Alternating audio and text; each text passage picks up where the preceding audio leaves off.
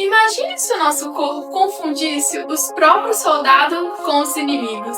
Seria um caos, não é? É por isso que existe a tolerância imunológica.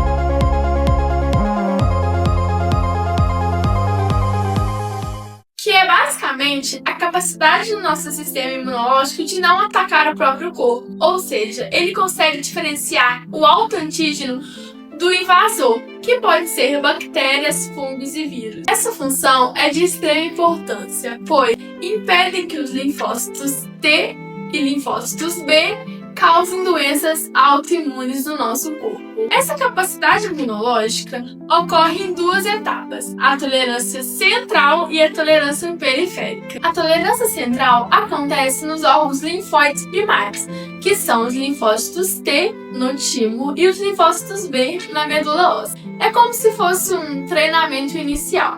Ali, os linfócitos imaturos são testados. Se eles reconhecem fortemente antígenos próprios, eles são eliminados ou reprogramados. Mas vale lembrar, só saem do timo ou da medula óssea aqueles que têm chance de reconhecer antígenos estranhos e não o próprio corpo. Isso evita a maior parte da autoimunidade.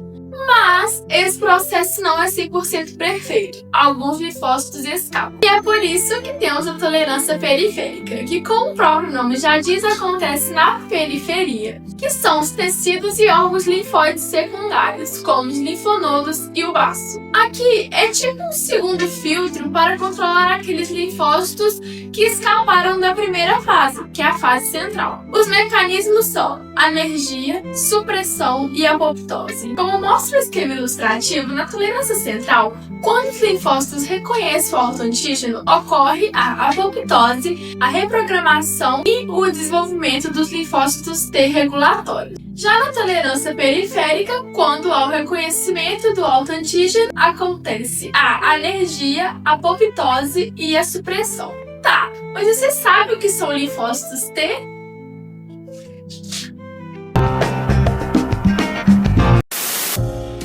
Os linfócitos T são glóbulos brancos essenciais no sistema imunológico e por isso temos as células T auxiliares, que são como líderes do sistema de defesa do corpo. Mas, se elas atacarem o que é nosso, causam problemas. Por isso, existe a tolerância imunológica, que começa no timo, uma escola onde elas aprendem o que devem ou não atacar. Se alguma célula T reconhece o próprio corpo como inimigo, ela é eliminada num processo chamado seleção negativa. Assim, só ficam as células que sabem quem é o verdadeiro inimigo. Algumas células T que poderiam morrer viram células T reguladoras, que ajudam a proteger o corpo de doenças onde ele ataca a si mesmo. Uma proteína chamada AIRE ajuda o timo a mostrar vários pedaços do corpo para essas células aprenderem. Se a AIRE não funcionar direito, como na síndrome APS1, o risco de doenças autoimunes aumenta. Depois de sair do timo, as células T ainda podem ser controladas no corpo. Elas podem ser desligadas, chamado anergia. Podem também morrer ou ser controladas pelas células T reguladoras. A anergia acontece quando a célula T reconhece um invasor, mas não recebe o sinal completo para atacar, como se fossem botões de parar que ajudam a controlar essa resposta. O CTLA4 entra em ação logo no começo para controlar a ativação das células T. O PD1 age depois, ajudando a evitar inflamações exageradas. As células T reguladoras têm marcadores chamados CD25 e o gene FOXP3. Elas são essenciais para manter o sistema imunológico em equilíbrio. Sem elas, podem aparecer doenças autoimunes graves. Essas células podem ser feitas no timo, mas também aparecem no corpo quando uma célula T encontra um antígeno sem inflamação. Duas moléculas importantes nesse processo são o TGF-beta, que liga o gene FOXP3, e a IL-2, que ajuda essas células a viverem e funcionarem bem. As TREGs ajudam de várias maneiras, liberando IL-10 e TGF-beta, bloqueando células que apresentam antígenos e consumindo IL-2 para impedir outras células de agir demais.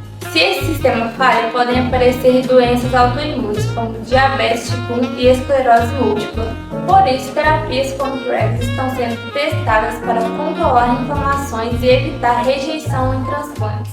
Células T que reconhecem o próprio corpo com muita força ou que são ativadas várias vezes podem ser eliminadas por um processo chamado apoptose. Isso pode acontecer por dois caminhos, um dentro da célula, na mitocôndria, ou por sinais externos como o receptor FAS. Por fim, a tolerância depende de ter sempre o antígeno presente, da ausência de inflamação e de células maturas, que ajudam a manter as células T calmas ou a virar prey. Isso mostra como o corpo usa várias estratégias para evitar que o sistema imunológico ataque a si mesmo.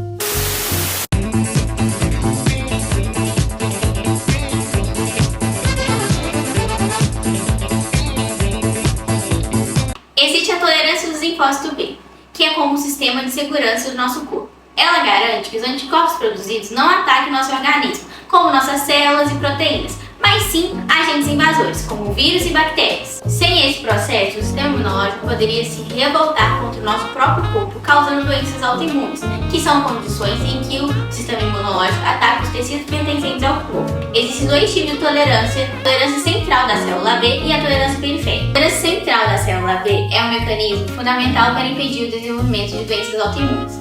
Isso ocorre na medula óssea, que fica localizada no interior dos nossos ossos. Se a célula B entra em contato com o autoantígeno, duas situações podem ocorrer. Vale ressaltar que o autoantígeno são moléculas do nosso próprio corpo que podem provocar respostas autoimunes, quando reconhecida incorretamente pelo sistema imunológico.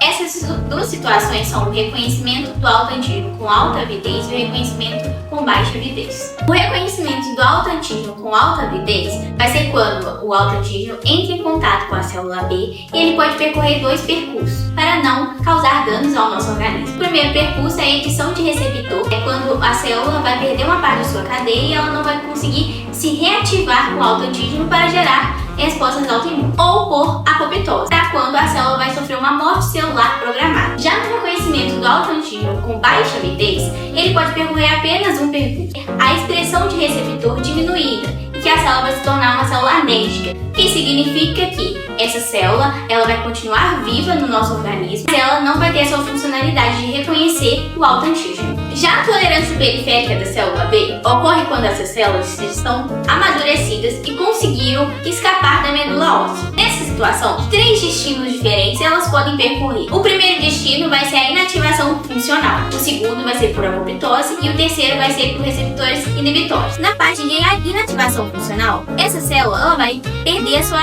ativação. Ela não vai conseguir reconhecer o autoantígeno para gerar respostas autoimunes. Como eu expliquei anteriormente, essa célula vai ocorrer uma morte celular programada e ela vai entrar em processo de deleção. Essa célula ela vai perder a sua ativação. Ela não vai conseguir reconhecer o autoantígeno para gerar respostas autoimunes.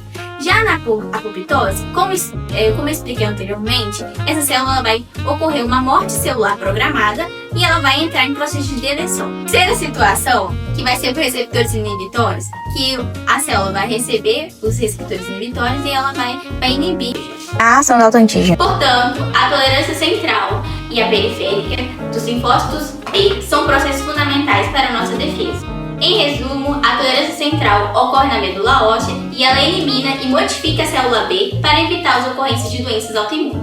Já a tolerância periférica entra em ação caso a célula autorreativa consiga escapar da primeira tolerância para a circulação. Com isso, é importante que esses dois mecanismos atuem juntos para manter o equilíbrio do sistema imunológico. Então, gente, eu poderia continuar falando sobre a tolerância induzida por antígeno, mas eu não sei muito sobre esse assunto. Então a Sofia vai vir contar para vocês. Boatos que eu sei, então eu vou ter que explicar. A tolerância induzida por antígenos proteicos estranhos é um tema muito importante para a compreensão e tratamento de doenças imunológicas.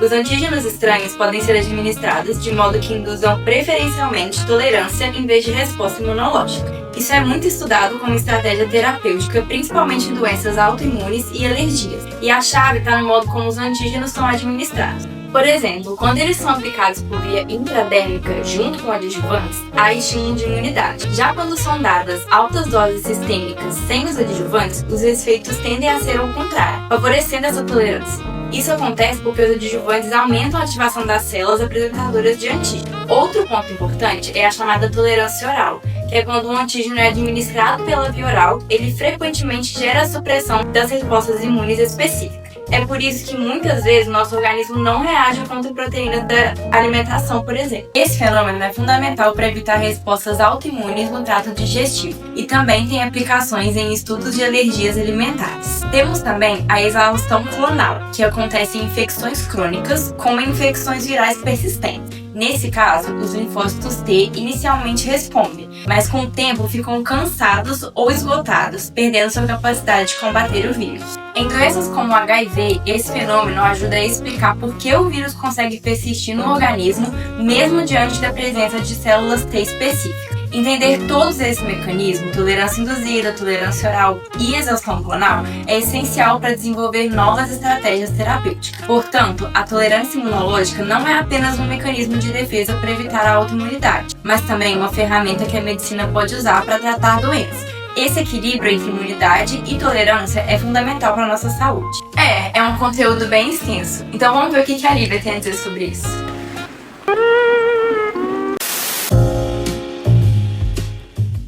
Realmente, Sofia, esse conteúdo é bem extenso mesmo, mas eu vou explicar.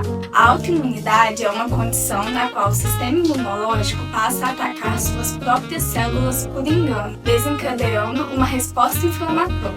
Entender a etiologia e a patogênese de doenças autoimunes é um grande desafio na imunologia. O potencial para a autoimunidade existe em todo indivíduo, porque algumas das especificidades geradas aleatoriamente em clones de linfócitos podem ser para antígenos próprios do organismo, e alguns deles são facilmente acessíveis aos linfócitos, sendo reconhecidos e atacados pelo sistema imunológico. Esses antígenos recebem o nome de antígenos autólogos. Mas por que isso acontece? Esse cenário não possui uma causa única. Ele é resultado de uma combinação de fatores, predisposição genética e gatilhos ambientais, através de infecções, estresse, hábitos nocivos à saúde, como o uso de cigarros e alguns medicamentos. Além disso, os hormônios também podem influenciar na autoimunidade, o que explica a maior ocorrência em indivíduos do sexo feminino. A autoimunidade resulta de uma falha dos mecanismos de autotolerância em células T ou B, o que pode levar a um desequilíbrio entre a ativação de linfócitos e os mecanismos de controle. Essa tolerância a antígenos próprios é mantida por mecanismos que inativam ou deletam linfócitos autorreativos. Resumindo esse mecanismo de forma pontual, após a quebra de autotolerância, ocorre a maturação de anticorpos ou células T autorreativas. Elas provocam um ataque a tecidos, desencadeando uma resposta inflamatória. Agora eu quero saber de você que está me assistindo. A AIDS é uma doença autoimune?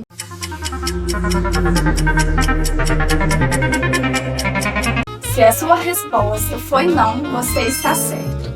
A AIDS é uma doença causada pelo vírus HIV, que ataca diretamente o sistema imunológico, deixando ele enfraquecido, diferentemente das doenças autoimunes, que geram um erro no sistema imunológico, fazendo com que ele ataque suas próprias células. Dentro do campo odontológico, exemplo de doença autoimune é o líquen plano. Ai, cansei. Vamos resumir?